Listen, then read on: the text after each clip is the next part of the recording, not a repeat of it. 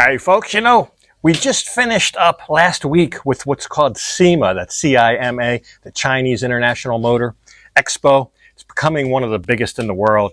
I think it was the 23rd year. But anyway, there was it's kind of a sneak peek of what's coming out in 2026. And there's some really cool stuff unveiled there. I'm going to have to go there next year. I believe it's becoming the place where the things are unveiled, where there may be one of the first venues that you can see some of the new cool stuff for the following year. So I don't know, it'd be a cool reason to go to China. I think the place is called Chongqing, something like that. I'll see about that for next year. But for this year, at least I can talk about it, because there's some things that I think are more than likely coming here to Thailand, almost guaranteed, that were unveiled at this show, and maybe how that's going to impact the market here. There's some really cool things to look out for, maybe some game changers. What I consider to be values, and I guess we'll start there. The best value. What's the best value of a big bike here in Thailand?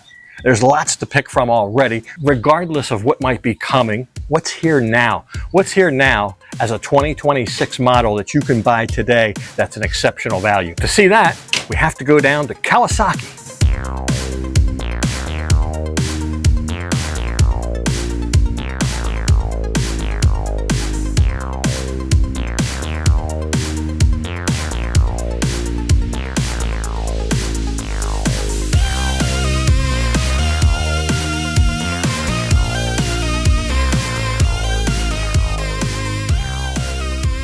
So that's right, there it is, the Versys 650.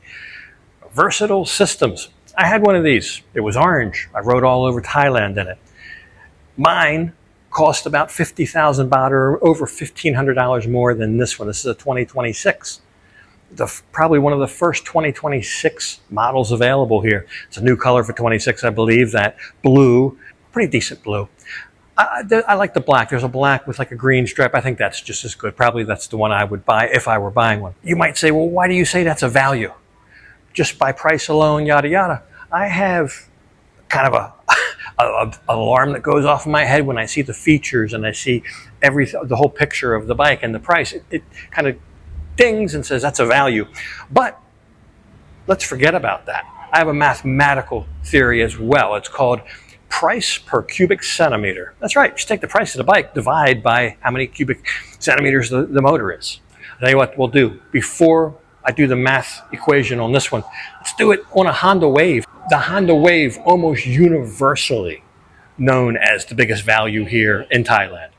So a brand new Honda Wave 110, not kickstart, let's do the electric start, at least have electric start. There's a cheaper kickstart variant, but electric start 110, 44.9 is the price. Divide that by 110 cubic centimeters, it's a little over 400. The lower the cost per cubic centimeter, the better you are, better you're doing.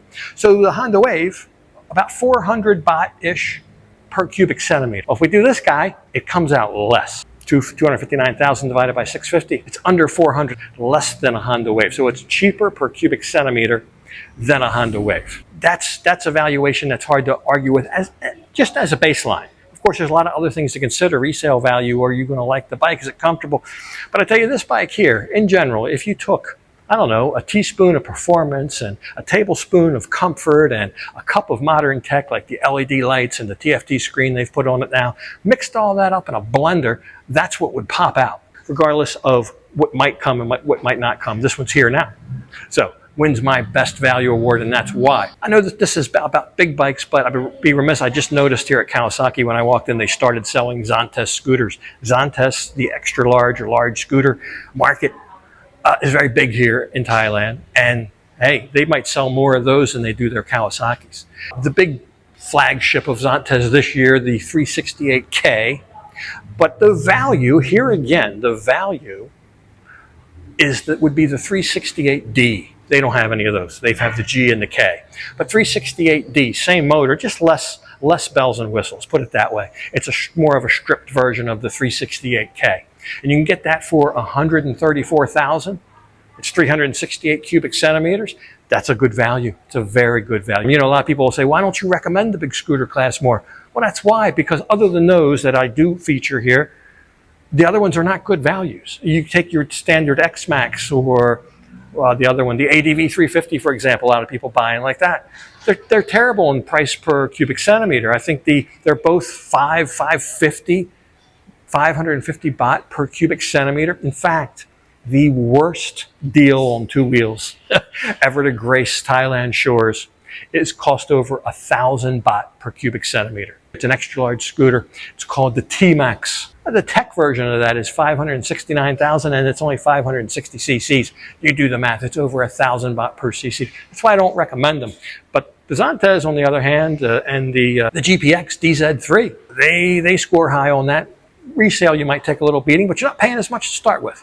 Anyway, there's some really other cool, exciting stuff that we learned about at CIMA. So the Versys is a very capable bike. I rode all over Thailand on one. Mine was much older. This is a new variant, LED lights, TFT screen. There's some kind of traction stability control now that I didn't have, some more electronic wizardry. Let's get into the big thing unveiled, the biggest unveil at CIMA last week, a CB500.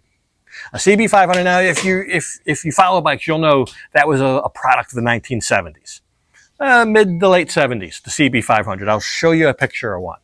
But they were cool little bikes, 4-cylinder, and this new guy is 4-cylinder. But if we look at it side by side, the new one and the old one, both CB500s, the new one is supposed to be a retro bike. Keep this in mind. I don't think they look anything alike. In fact, everything, the rear suspension, the front forks aren't raked out enough, seat is got a big, way too much of a step in the seat, all kind of stuff is wrong with it. But if we say, well, forget that it's 500 cc's, let's compare it to a bike in the 90s, say a mid-90s variant of a CB400, well, then the comparison looks a lot closer. It looks a much more like a CB400 than an old CB500. So maybe it is modeled after the CB400. It looks to be that way. And they've still missed the mark quite a bit with the swing arm suspension instead of in the monoshock instead of the dual shocks. And there's just some things. The engine, even though the engine is quite a cracker, it just doesn't have the look of the old engine. The old engine has a lot more character, I think. But the new one makes a lot more power. And there's another thing going on in bikes generally that you probably know, which is emissions. So especially in Europe, I think it's called Euro 5 emissions. That has been the party pooper stranglehold on the bike market for the last several years now. This is one of the first big counter punches, in my opinion, coming right out of Japan, unveiled at CIMA, the CB500. They're estimating 80 horsepower out of that. That's unheard of. It's only a half-liter engine. So that range, that's the new normal. And that's apparently emissions compliant. So like I said, these are kind of counterpunches to that emissions argument. I always thought the emissions on bikes, come on, give me a break. It's not exactly low-hanging fruit emissions on a bike.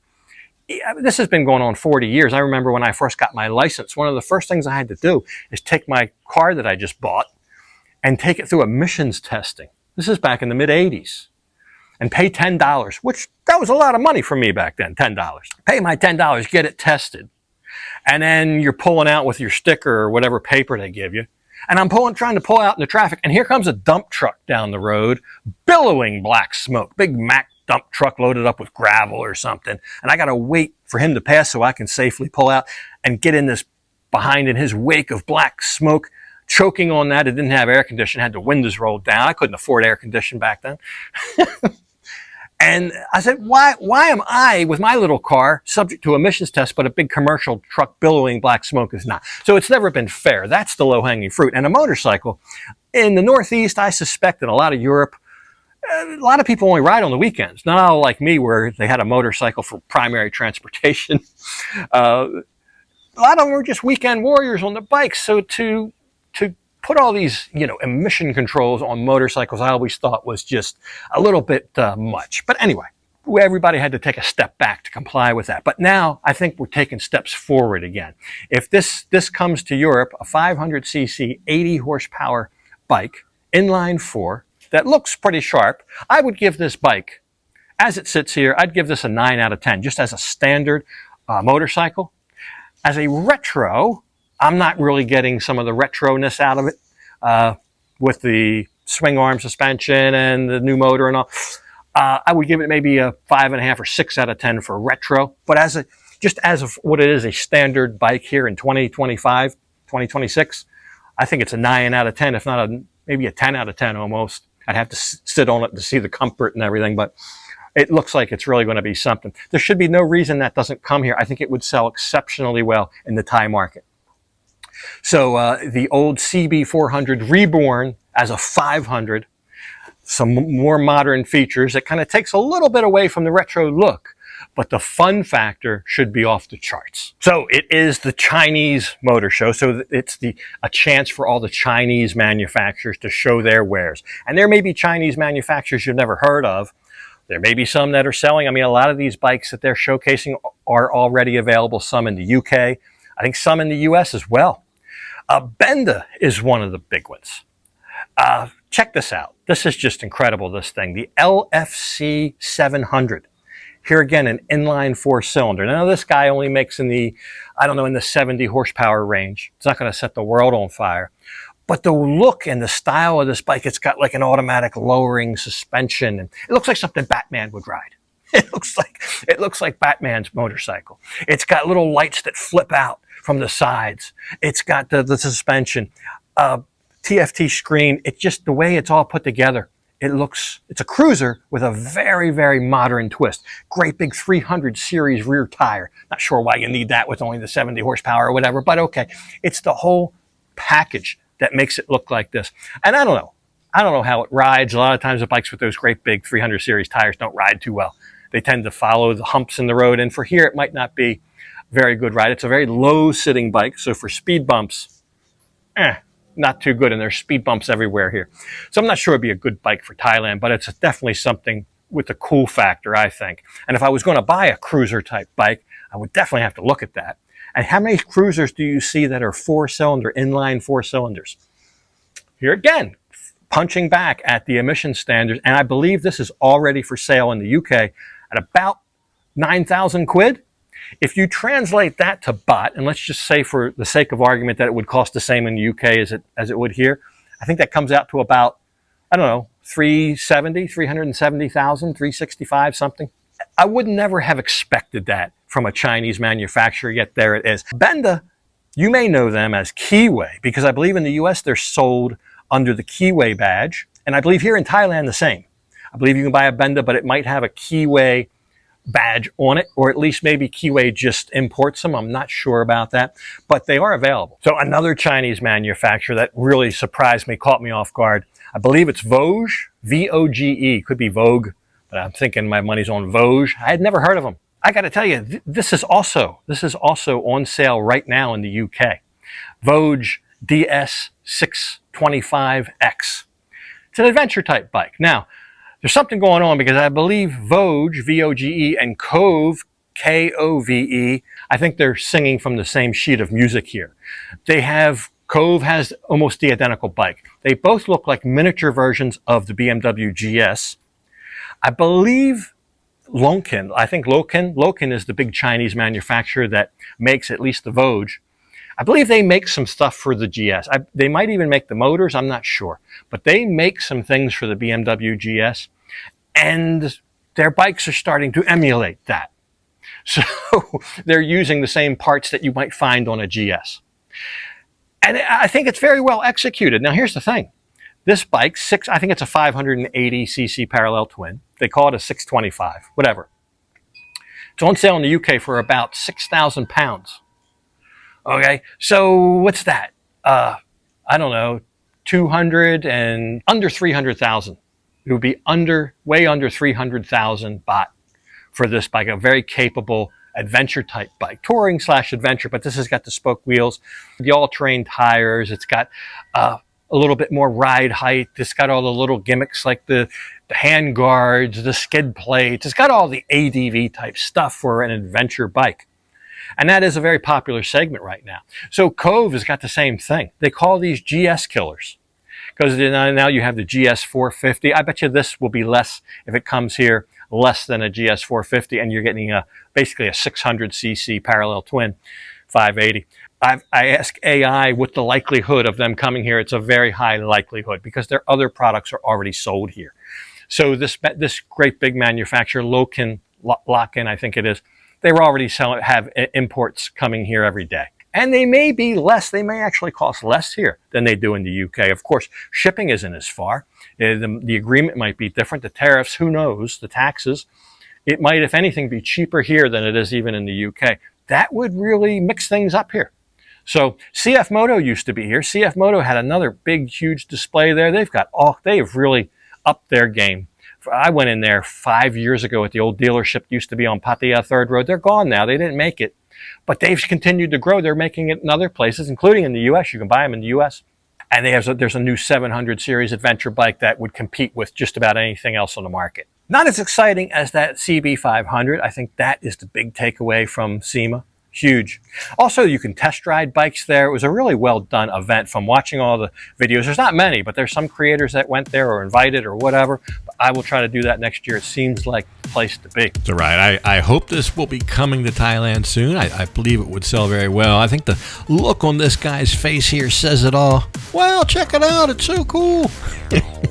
But anyway, that would probably be me if I was there. But anyway, there's also a lot of rumblings, maybe more than rumblings, about a CB1000, which is basically a reskinned Hornet, probably a reskinned Hornet 1000. I was going to say an SP. Not sure it would have all the SP goodies on it. Just maybe a stripped Hornet with some, it's supposed to look something like that. I'm glad they didn't do that with the CB500. I'm glad they just didn't reskin the Hornet 500, which is also available here, as you can see there, because that's just got a twin-cylinder 500. That's got the same engine out of the NX 500, basically. So they did come up with a whole new motor and concept. I think it will do well here. So anyway, just a little bit about what to expect in 2026. It's shaping up to be a very interesting year for motorcycles. Airline always gravitates to the W175 whenever we go to Kawasaki. But anyway, hope you enjoyed the episode. Something else next time, but for this one, gotta leave it off right here. And as usual, I'll thank you for watching. And until next time, bye for now.